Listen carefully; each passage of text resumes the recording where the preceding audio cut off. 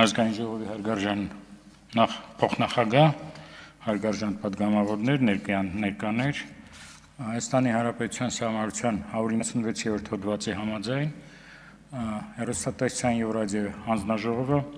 Ազգային ժողով է ներկայացնում 2025 թվականի իր տարեկան հաղորդումը։ Մենք ամբողջ տեղեկատվությունը, ամբողջ տարեկան հաղորդումը զետեղել ենք այս իմ կարծիքով շատ ճաշակով կանզված գրքույկում և մանրամասների համար կարող եք մտնել կամ մեր կայք, կամ տպագիր տեղեկագիրը մեզանից խնդրել պահանջել, և մենք այստեղ փորձել ենք կենտրոնացնել մեր ամբողջ գործունեությունը և մամուլի ազատության վիճակի մասին և մեր թափանցիկության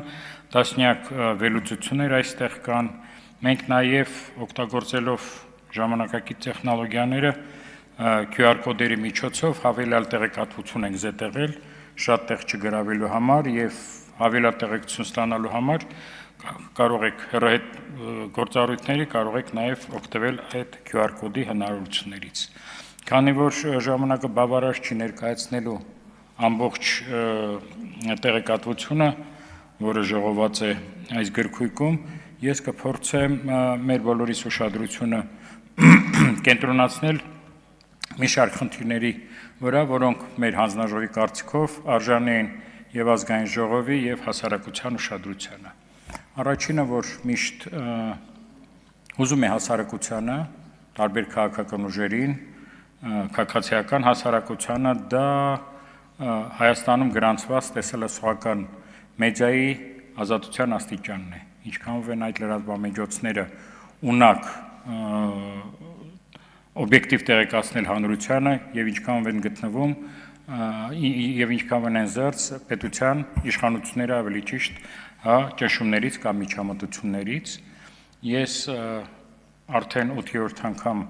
այստեղ ելույթ եմ ունենում տարեկան զեկույցով, տարեկան հաղորդմամբ և 8-րդ անգամ պետք է կրկնեմ, որ Հայաստանում տեսալսողական մեդիան ազատ է և անկախ է։ Ազատ և անկախ ասելով ես ի նկատի ունեմ միայն իշխանություններ, պետություն և մեդիա հարաբերությունները, և մեդիան իսկապես ազատ է, անշուշտ տարբեր լրատվամիջոցներ և արդարացի դժգոհել են և դժգոհում են տարբեր իշխանավորների ուշադրության պակասից, ոչ նպաստավոր պայմաններ, որոնք ստեղծվել են մեդիայի համար ոչ միայն Հայաստանում, այլ նաև աշխարհում, երբեմն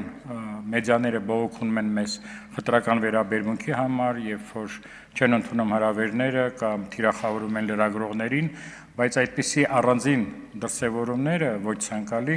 այնուամենայնիվ նրանք չեն ստվերում այն պատկերը, որը մենք տեսնում ենք։ Այսինքն Հայաստանում մենք կարծում ենք մամուլը ազատ է, բայց եթե լինենք ավելի ճշգրիտ, ապա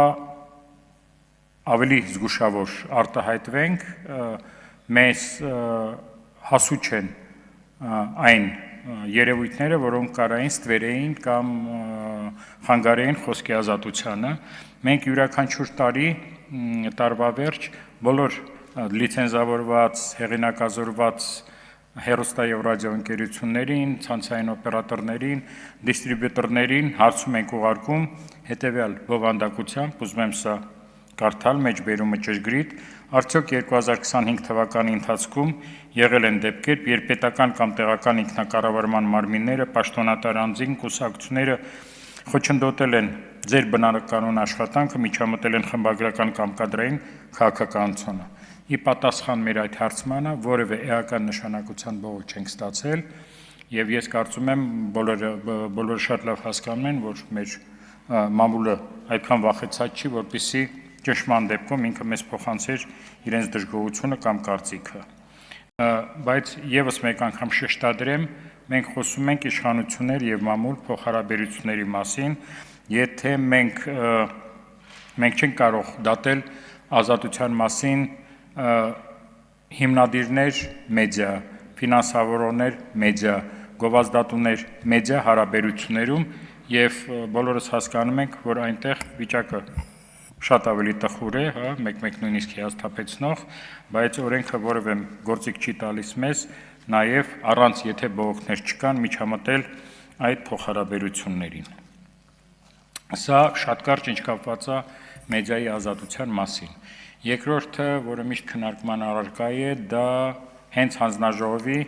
ազատության, թափանցիկության, հաշվետվության մակարդակի մասին է։ Այստեղ եւս պետք է ասեմ, որ 8-րդ անգամ արդեն, որ մենք գործում ենք ազատ, անկախ, թափանցիկ եւ հաշվետվողական։ Մեր թափանցիկությունը տեսնում են բոլորը, հանձնաժողովը շատ ակտիվ է գործում եւ իմ նախագահի մակարդակով եւ անդամների եւ աշխատակազմի մենք տասնյակ հանդիպումներ են կազմակերպում, որոնք ուղեկցում են ուղիղ հեռարձակմամբ, մեր սոցիալական ցանցերում շատ ակտիվ ենք եւ անցած տարի միայն հանձնաժողովի նախագահան եւ անդամները, չեմ ասում աշխատակազմի անդամների մասին, մոտ 128 հարցազրույց են տվել հայաստանյան եւ արտասահմանյան տարբեր մամուլի ներկայացուցիչներին։ Սա թափանցիկության մասին, անկախությունը երաշխավորված է եւ սահմանադրության, եւ օրենքով, եւ կարծում եմ մեր կազմով, որովհետեւ մեզ մոտ հավաքված են ազատ մտածող մարդիկ, որոնք չեմ կարծում, որ կարող են ենթարկվել ինչ-որ ճշումների։ Բնական է, որ մեկ-մեկ գայթակղություն ունեն տարբեր քաղաքական ուժեր կամ իշխանությունները միջամտել մեր գործերին, բայց համատեղ ուժերով մենք, ինչպես ասում են,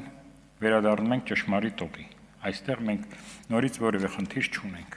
Այնուամենայնիվ, եթե ծանոթացել եք մեր տարեկան հաղորդման բովանդակությանը, ապա նախաբանը մեր հանձնաժողովի տեսակետը ես կարող եմ ասել, որ շատ ոչ պոզիտիվ է, որովհետև մենք այնտեղ նույնիսկ օգտագործել ենք հետևյալ սահմանումը, որ մեր մեդիան տեսելասողական գտնվում է համակարգային ճգնաժամի մեջ։ Եվ մենք հաստատում ենք այդ տեսակետը, եւ եթե մենք համատեղ ջանքերով որոշ իրավական, իրավաբանական, կոնցեպտուալ քայլեր չձեռնարկենք, ապա հանրային մուլտիպլեքսը որպես ինքնիշխան տարածք, սուվերեն տարածք, որտեղ պետք է լրատվամիջոցները փորձեն ապահովել պետության գործունեության ուղեկցումը, ապա մի քանի տարի հետո այն այլևս կվերանա։ Ինչն են դրա պատճառները, նորից մենք մի քանի անգամ բոլոր մեր հաղորդումներում տարեկան նշում ենք, դա առցանց հարթակների ու թվային հսկաների հետ անհավասար մրցակցային պայմաններն են։ Դուք շատ լավ գիտեք, որ հեղինակազորված եւ լիցենզավորված կազմակերպությունները գտնվում են կանոնակարգման ներքո, հստակ բազմաթիվ պարտավորություններ ունեն, բազմաթիվ, իսկ նույն դերակատարությունը կատարող, հաճախ նույնիսկ ավելի մեծ լսարան ունեցող ցանցային հեռարձակողները որևէ պարտավորություն ոչ հասարակության, ոչ պետության առջև չունեն։ Դա նաև տեխնոլոգիաների թռիչքաձև զարգացումը, դա օտար հեռարձակողների հետ նորից անհավասար մրցակցությունն է, որի մասին մենք խոսում ենք տարեկան հաղորդումից տարեկան հաղորդում։ Ես նույնիսկ նշել եմ այստեղ տարեկան հաղորդումներին, որ խնդիրների մասին ենք խոսացել եւ որոնք նոր սկսել են լուծում ստանալ։ Օրինակ մենք եւ 2021 թվականին, եւ 22, եւ 23, եւ 24 թվականին նշել ենք, որ անհրաժեշտ է կարգավորել տեսելասողական մեդիայի այն բոլոր տեսակները, որոնք գտնվում են ծառայություն մատուցողի խմբագրական անձնակազմի պատասխանատվության ներքո։ Խոսքը առաջին հերթին ցանցային օպերատորների փաթեթներում ընդգրկված հեղինակազորված հեռուստածրագրերի մասին է, եւ միայն այս տարի ապրիլին ազգային ժողովը ընդունեց այն համապատասխան օրենսդրական փոփոխությունները տեսելասողական մեդիայի մասին օրենքում, որոնք կսկսեն կամաց կարգավորել այս խնդիրը։ Երկրորդը, որ մենք շատ կարևորում ենք, դա Հայաստանի հանրային մուլտիպլեքսով հեռարձակող եւ կաբելային ցանցերով տարածվող օտարերկրյա տեսելասողական ծրագրերի հաճախ սպառողներին պարտադրում էր մեր հանրային եւ պետական շահերի հետ չհամընկնող տեղեկատվական օրակարգեր, որոնց դեմ համապատասխան միջոցներ ձեռնարկելու համար հանձնաժողովը կարգավորման գործիքակազմ չուներ։ Մենք անդրադարձ ենք կատարել այս հարցին 2022, 23, 24 թվականներին եւ միայն ապրիլին ընդունվեցին օրենքի փոփոխությունները, որոնք հանձնաժողովին թույլ են տալիս որոշ չափով կարգավորել օտարերկրյա տեղեկատվական հոսքերը, որովհետեւ գործը հասել էր զավեշտի, շատ ժամանակ հայաստանյան այստեղ գրանցված հայերեն լեզվով հեռարձակվող Հայաստանի օրակարգը սպասարկող հեռարձակողները պատժվում էին օրինակ ատելության խոսքի համար, բռնության կոչերի եւ այլն, բայց օտարերկրյա հեռարձակողները որևէ պատասխանատվություն չէին կրում Հայաստանի հասարակության հեռուստադիտողների առջև։ Սա կամաց սկսեց լուծվել, չնայած մենք բավականին էլի երկար ճանապարհ ունենք։ Մի քանի թիվ ասեմ, ուրեմն 2025 թվականի դրությամբ մենք ունեցել ենք 94 լիցենզավորված ընկերություն, որից տեսահոլովակական մեծածառություն մատուցող 41, ցանցային օպերատորներ 53։ Համեմատության համար ասեմ, որ 2024 թվականի վերջում մենք ունեցել ենք 63 գրանցված ցանցային օպերատորներ, փաստորեն մեկ տարում մենք ունեցել ենք 10 իրենց լիցենզիան հանձնած կաբելային օպերատորներ, այդ ցուցանիշը երկու բացատրություն ունի, մեկը, որ խոշոր ցանցային օպերատորները կամաց ներխուժում են Հայաստանի մարզեր եւ հաճախ նրանք մատուցում են շատ ավելի բարձր որակի ծառայություններ եւ երկրորդը դա հանձնաժողովի կարգավորող գործունեությունն է, որը թույլ չի տալիս ցանցային օպերատորներին հատկապես մանր մարզերում սփռել անօրինական կոնտենտ եւ նրանք ստիպված են ելնում հանձնել իրենց լիցենզավորման գործընթացները, այսինքն այստեղ այս քանակի փոփոխությունը միայն դրական արդյունքն է ունենում, առաջինը մենք էականորեն նվազեցնում ենք անօրինական բովանդակությունը, այսինքն հեղինակային իրավունքի պաշտպանության կարևորագույն գործառույթ ենք կատարում եւ երկրորդը դրանով բարձրանում է մեր հանրությանը մատուցվող ծառայությունների որակը։ Սա մեկ, ինչ էլ հետաքրքիր փաստ մենք ունենք։ 2025 թվականին հանձնաժողովը հարուցել է 84 վարույթ եւ որից 74-ը սեփական նախաձեռնությամբ։ Վարույթները հարուցվել են հեղինակային իրավունքների, գովազդի, օրենսդրության խախտման, անչափահասների զարգացման վրա բացասական ազդեցություն ունեցող հաղորդումների առկայության, սարսափ ակնհայտ բռնություն, հայհոյանք ու գրայկաբանություն պարունակող բավանդակության հեռարձակման եւ այլի համար, Այստեղ մեզ պետք է մտահոգի 84-ից 74 վարչական վարույթը մեր նախաձեռնությամբ հանձնաժողովի, որտեղ նորմալ քաղաքակիրթ երկրներում պատկերը լրիվ այլ է, այնտեղ մեծ մասը վարույթների բացվում է հասարակության, քաղաքական ուժերի, պետական ինստիտուտների, ընդհանրապես հանրային սեկտորի բողոքների հիման վրա։ Մեզ մոտ հակառակն է, եթե օրինակի համար հանձնաժողովը չիրականացնի մշտադիտարկման գործունեություն, ապա հասարակությունը շատ անտարբեր է բազմաթիվ խախտումների։ Ավելի շուտ անտարբեր չի, որտեղ մենք շատ արձագանքներ ենք լսում սոցիալական ցանցերում, հարցադրումներում, բայց պաշտոնական բողոքներ մեզ գրեթե չեն հասցեագրվում։ Իսկ այն 10-ը, որը մենք հարուցել ենք արտաքին աղբյուրների բողոքների հիման վրա, դա եղել են ոչ թե ուղիղ բողոքներ մեծ մասամբ հանձնաժողով, այն մենք ենք հեռուստացույցով կամ սոցիալական ցանցերով որոշ հարցադրումներ տեսել, ստուգել եւ անհրաժեշտության դեպքում վարույթ բացել։ Ես մի անգամ այդ համեմատությունը բերել եմ, որը կարծում եմ շատ կարևոր է գնահատելու համար հանձնաժողովի աշխատանքները 2011-ից 18 թվական, ինչի 11-ից, որովհետև 10-ի վերջում հեռուստաընկերությունները ստացան սլոթի թույլտվություն լիցենզիա հանրային մուլտիպլեքսում, եւ հաշվարկը սկսվեց այդ ժամանակվանից 2011-ից 18 թվական հանձնաժողովը հարուցել էր ընդամենը 15 վարչական վարույթ։ Կրկնում եմ 7 տարվա մեջ ընդամենը 15 վարչական վարույթ, այս վերջի տարիներին վարույթների թիվը ամեն տարի տատանվում է 40-ից մինչև 90 վարույթ։ Ինչ է դա նշանակում։ Դա չի նշանակում, որ հեռուստաընկերությունները սկսել են ավելի վատ աշխատել, դա նշանակում է, որ մեր հանձնաժողովը սկսել է լիովին կատարել իր գործառույթները եւ մենք համոզված ենք, ամեն դեպքում կարծում ենք, որ դա անում ենք անաչառ եւ արդար եղանակով եւ եթե նկատել եք, եթե հաշվարկումներ չկան, ապա գրեթե բողոքներ չկան հեռուստա եւ ռադիո ընկերությունների կողմից։ Մենք ունենք նաեւ դատական գործեր 2025 թվականին մեր որոշումների դեմ հարուցվել է 5 դատական գործ եւ դեկտեմբերի 31-ի դրությամբ վարույթում գտնվող դատական գործերի ընդհանուր քանակը 16-ն է եղել, որը մեզ գոհացնում է, ճիշտն ասած, որովհետեւ մեդիա կարգավորող մարմին հարաբերությունները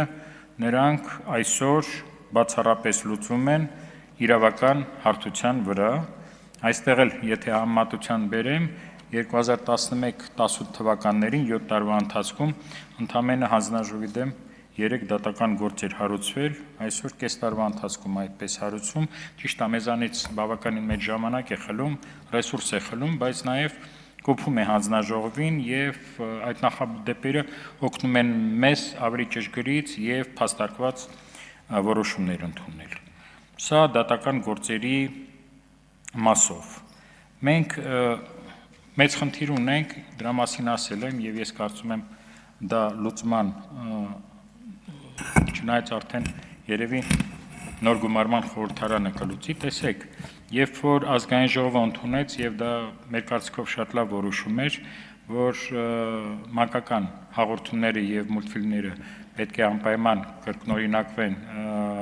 ոչ թե միայն լուսագրով, այն բանով, հա, բաների լեզվով, մոռացա արդեն անունը, ապա որը բավականին շատ ռեսուրս է խլում, հա, ապա տեսեք 2023 թվականին եթե ընդհանուր թվով ցուցադրվել է մեր հանրային մուլտիպլեքսում 138 մուլտֆիլմ, ապա այդ օրենսդրական փոփոխությունների մտցնելուց հետո երբ որ սուրդո թարգմանիչը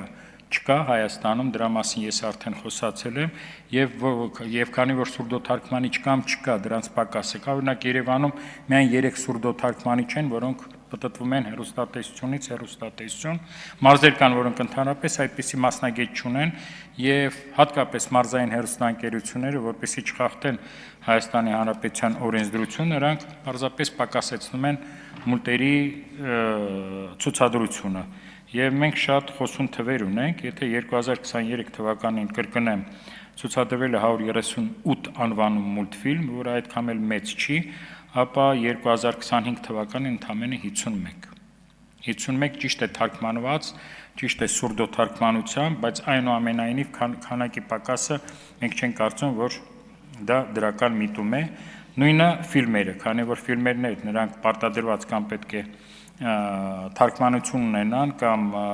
լուսագրեր, ապա եթե 2023 թվականին ցուցադրվել է 726 անվանում կինոֆիլմ, հա, ներառել վավերագրական, գեղարվեստական, ապա 2025 թվականին ընդամենը 2021։ Դուք էլ նկատած կլինեք, որ խոշոր հեռուստաընկերությունները հատկապես, հա, անունները չտամ, նրանք գրեթե գեղարվեստական ֆիլմեր ցույց չեն տալիս, որտեղ հավելյալ ծախսեր են դրանց թարգմանությունը, դուբլաժը կամ լուսագրերով ապահովելը։ Դա նաև խոսում է հեռուստաընկերությունների ոչ բարվոք ֆինանսական վիճակի մասին, որը բազմաթիվ պատճառներ ունի եւ որի մասին հանձնաժողովը այնքան է բարձրաձայնել, որ կարիք չկա եւս մեկ անգամ դրա մասին խոսել։ Նաև շատ ժամանակ մեր հանձնաժողովին մեղադրում են, որ մենք շատ ուշադրություն չենք դարձնում հանրային հեռարձակողի ծրագրերին, որոնք որոշ քաղաքական ուժերի կամ հասարակության մի զանգվածի պատճառով նրանք միակողմանի են, հա, եւ սպասարկում են ավելի շատ իշխանության գործունեությունը։ Այստեղ ես հստակ ասեմ, որ մենք այդպիսի գործառույթ չունենք, մենք չենք խառնում որևէ հեռուստաընկերության խմբագրական քաղաքականությանը եւ ցանկացած մեր մոտ լրատվամիջոց ազատ է ընտրել իր խմբագրական քաղաքականությունը, սակայն այն գործառույթները, որ մենք ունենք, մենք կատարում ենք շատ պատշաճ եւ ի պաշտպանություն հանրային հեռարձողի պետք է ասեմ, որ եթե քաղաքական ուժերը, կամ քաղաքական դաշտը նրանք ավելի շատ ուշադրություն են դարձնում քաղաքական բովանդակության վրա, ապա պետք է ասեմ, որ եթե մենք հանրային հեռարձակողի քաղաքական բովանդակությունը կազմում է եթերի ընդամենը 4-ից 6% ամսից ամիս, մնացածը դա մեծ մասամբ հանրօգուտ հաղորդումներն են, մանկական, կրթական, մշակութային, եւ այստեղ մենք պետք է ասենք, ըստ մեր մշտադիտորդների եւ հանրային հեռուստաընկերության երամսյակը 1 տրվող մեծ հաշվետվության բավականին լավ հաջողություններ են գրանցված եւ մենք համոզված ենք, որ հանրային հեռարձակողը ինքը բավարարում է տարբեր խավերի պահանջմունքը մանկապատենական, տարիքով մարդկանց, շոուներով, մշակութային ծրագրերով եւ այլն։ Սա էլ հանրային հեռուստաընկերության վերաբերյալ ինչ ունենք էլ։ Էթիկայական նորմերի խախտումներ 2025 թվականին եւս խախտումներ են բազմաթիվ եղել եւ քանի որ էթիկայի խախտումը նախատեսում է միայն դիտորդ կամ այդ ինքնակարգունման մարմիններ դիմում, ապա մենք դիմել ենք, էթիկայի նորմերի խախտման համար 6 անգամ, եւ 6 անգամ դրական պատասխան ենք ստացել, որ իսկապես էթիկայի նորմերի խախտում է եղել, սակայն այստեղ մենք եւս խնդիր ունենք, որովհետեւ բազմաթիվ խախտումների, էթիկայի նորմերի խախտումների հետևանքներով հանձնաժողովը որևէ իրավասություն չունի վարչական ինչ-որ վարույթ բացի այդ հեռուստաընկերությունների նկատմամբ եւ հեռուստաընկերություններ կային ավելի շատ, հիմա ավելի քիչ են, որոնք այդ առիթից օգտվելով գրեթե ամիսը մի քանի անգամ խախտում էին էթիկայի նորմերը, միաժամանակ հետո ինչ որ կայքում դրա համար ներողություն խնդրում հերքում եւ շարունակում են նույն գործունեությունը, քանի որ ավելի խիստ եւ հայելային պատիժ նախատեսված չէր։ Մենք նաեւ ունենք ցանցային օպերատորներում հեռարձակվող բովանդակության եւ որակական, եւ քանակական, եւ լեզվական, եւ տեղեկատվական խնդիրներ, որը մենք կարծիքով կամաց կսկսի լուծվել նախորդ ամիս ընդունված փոփոխությունների հետևանքով։ Ես ձեզ մի քանի նորից այստեղ ձեզ հետաքրքրող թիվ կբերեմ, օրինակ մենք ունեինք մոտորապես 2025 թվականին ներողություն փորձեմ գտնել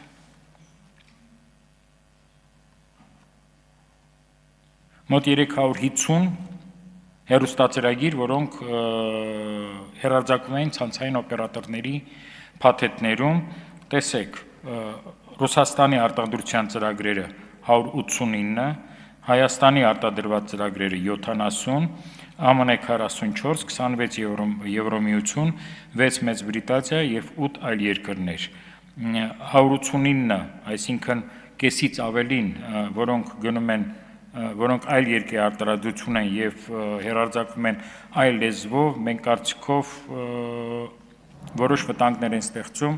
եւ մեր տեղեկատվական անվտանգության համար եւ բովանդակային անվտանգության, որտեղ շատ լավ գիտենք, որ հատկապես օտարերկրյա ծրագրերը հաճախ տալիս են այն բովանդակությունը, սահմանում չեմ ուզում տամ, ինչպիսի, որը այնուամենայնիվ օտար է մեր արժեքների, մեր ցանկությունների, մեր ազատական գաղափարների համար։ Սա նաև կաբելային ցանցային օպերատորների գործունեության մասին եւ այս վերջին օրենսդրական փոփոխությունները հանձնաժողովին հնարավորություն են տալիս ինչ որ ձևով պատնեշ դնել բովանդակության առումով եւ եթե այդ հեռուստածրագրերը որոշ խախտում են Հայաստանի օրենսդրությունը, ներխուժում են մեր նախընտրական պայքարի գործընթացներին, խառնում են ներքին գործերին, քարոզում են խտրականություն եւ ոչ միայն հայերի նկատմամբ մեզ շատ ժամանակ թվում է, որ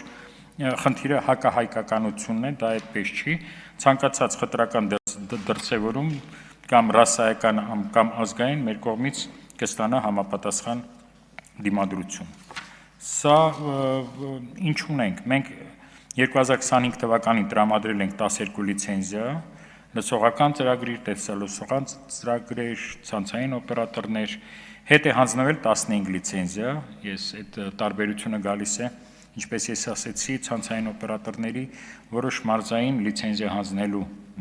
պարագայով եւ նորից պիտի կրկնեմ, դա դրական հետևանքներ է ունենում։ Մենք շատ լավ հաջողություններ ենք ունեցել միջազգային համագործակցության ասպարեզում, շատ կարևոր երկու իրադարձություն ենք ունեցել, եթե հետևել եք մեր գործունեությանը, աշնանն հոկտեմբերին Երևանում գումարվել էր եվրոպական հեռարձակողների, այսինքն կարգավորող մարմինների մերպես եվրոպական պլատֆորմի 62-րդ հանձնաժողովը, որին մասնակցել էին 110 պատվիրակ 47 երկրներից եւ ինքը բավականին արդյունավետ էր անցել, իսկ հանձնաժողովի նախագահը, այսինքն ես 1 տարի ղեկավարեցի միջերկրածովյան կարգավորող մարմինների հարթակը, որը նույնպես մեր գոլեգաների կարծիքով